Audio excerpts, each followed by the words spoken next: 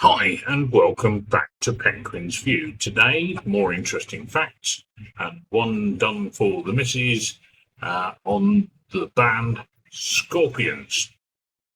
Don't put the in front of them because there's no the. Anyway, into there. Let's get on with it. They were formed in Hanover in Germany in 1965, the year after I was born. By the guitarist Rudolf Schenker. I hope I pronounced his name correctly. Probably not. But there we go. Now, it's said that their sound started off more of a psychedelic rock, but in the early 70s they transitioned more into a heavier sound. Quite like the band, actually, to be honest with you. Right, so Michael Schenker, brother of Rudolf, had played with the band UFO before joining Scorpions.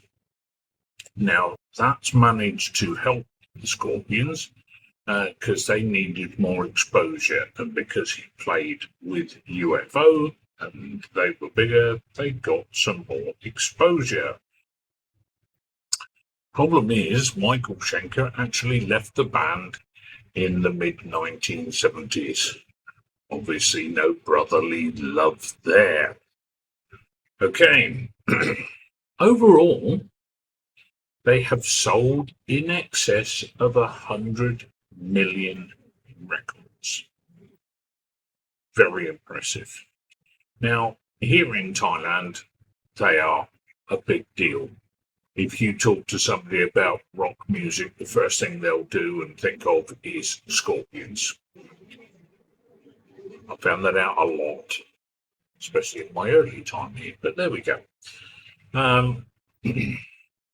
It's said that they've had influence on bands like Iron Maiden, Def Leppard, and Metallica. Quite interesting in its own right, I think. Now, their big break in America came as a support act for the very popular Ted Nugent. Can't say as I know of Ted Nugent, that's my bad.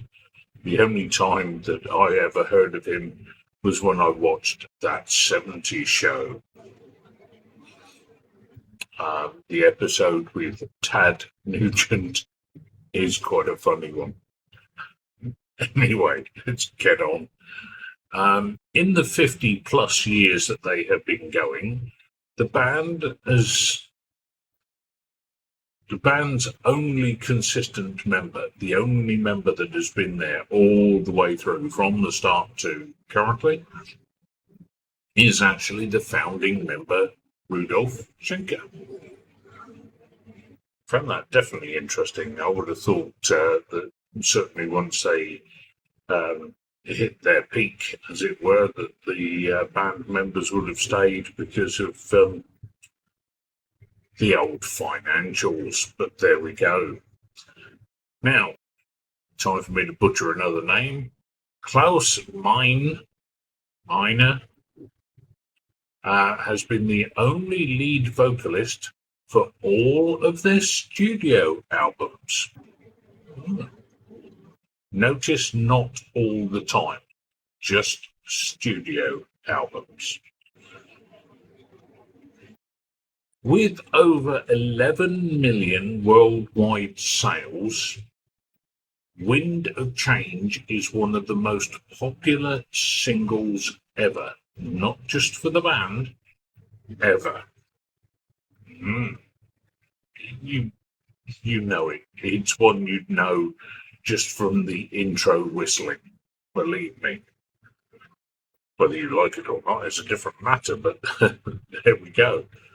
At one point, the band considered changing their name to Stalingrad, as they thought it would give them a more aggressive name and posture, as it were. Fortunately enough for the rest of us, they didn't do that. always a good thing.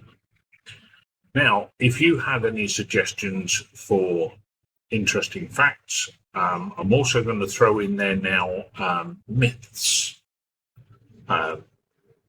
So if you have any myths, don't go for the popular ones like Loch Ness Monster, that sort of thing, because I'm not going to do that because it's been done to death.